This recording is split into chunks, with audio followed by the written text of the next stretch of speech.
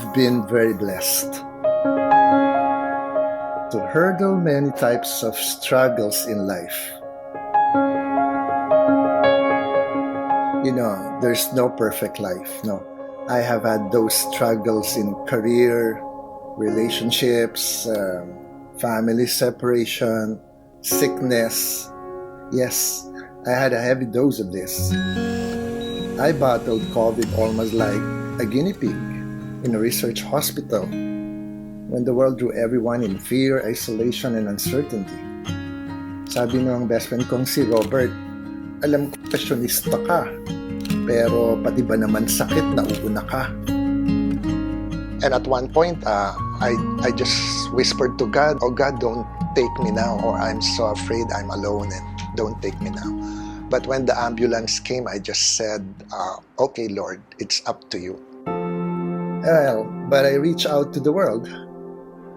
My Facebook was an important lifeline. That's why it is something when you use your social media positively. I have to let people know what's happening inside my ICU chamber. I received so many cards of prayers in the hospital. I remember 90% of them were anonymous children. And all my social media followers were like healing me more than the oxygen that almost suffocated me.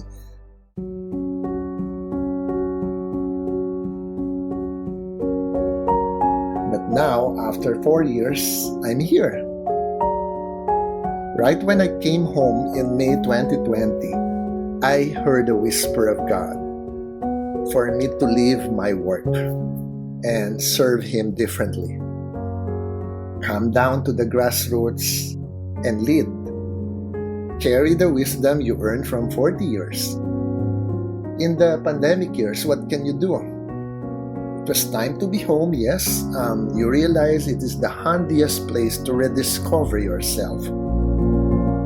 There was a lot of reflection, really a lot of it.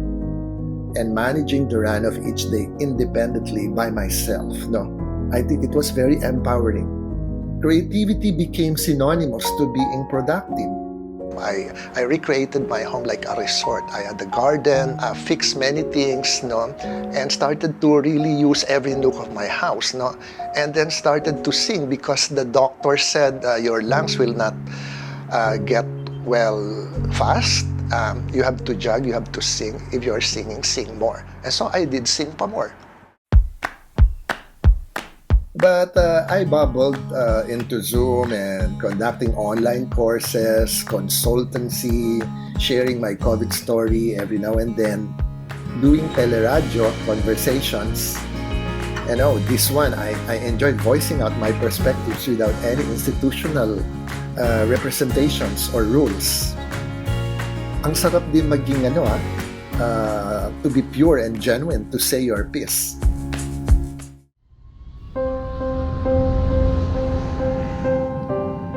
I spent a semester with my family in America until my dad passed away.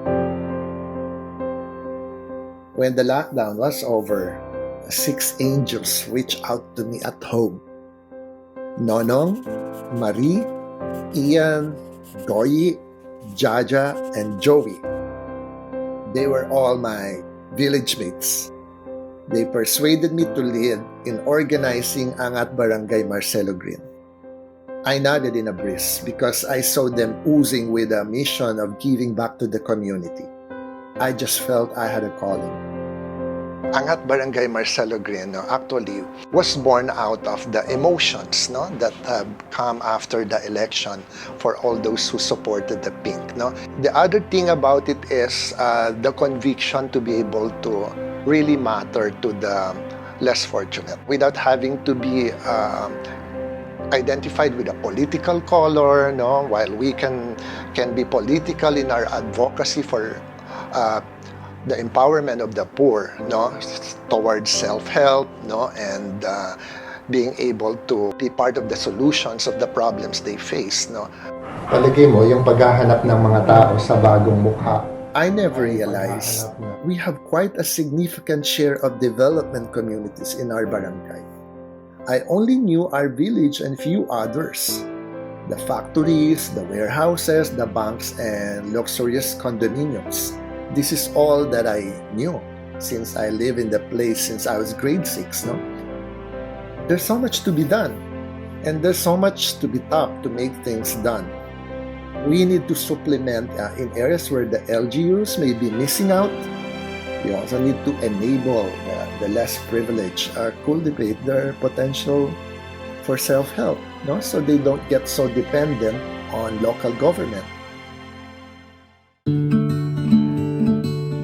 For sure, education and employability are topmost concerns. And in my opinion, para maiangat ang pamumuhay ng mga kababayan natin, I take personal commitment to help the youth in our barangay, especially high school students at the risk of dropping out. Yung tinatawag nga ng DepEd na SARDOS, no? Kahit libre pa ang tuition nila sa public schools, there's just so many pressures for them.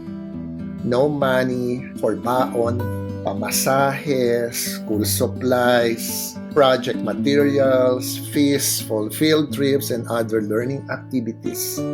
So kapag meron silang mga problema, ang kanilang mga magulang, pino-force silang magtrabaho na lang, or they get thrown into early marriages. So I want to bring my experience working with the IOM, ILO, UNICEF, and UNFPA, in enabling children finish basic education. And of course, nandyan din yung parents nila who try to pull strings as informal tradesmen and women. Yung mga villagers nga, we employ them in our households, no? Yung mga karpentero, tubero, mason, latero, welder, electrician, domestic work, those who have acquired their skills informally on their own and from years of informal freelance engagement. Even if they want to work in companies or even abroad for better income, wala eh. Wala silang employment and training certificates. Our Angat Barangay Marcelo Green wants to help them in the skills portfolio assessment and certification based on our consultation with ILO and in partnership with TESDA and local authorities.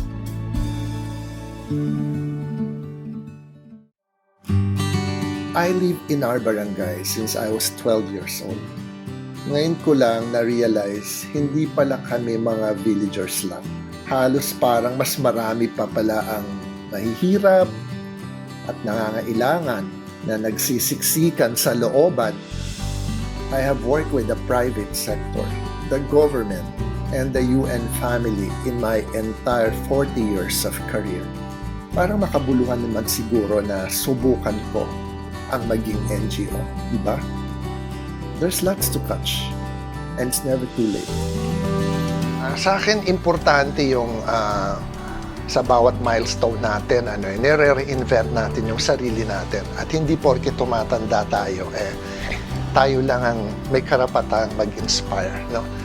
I think we need to get inspired so that as we grow older and older, meron pa tayong magagawa. No? Kailangan we should matter to the young people, to the people who believe in us, no?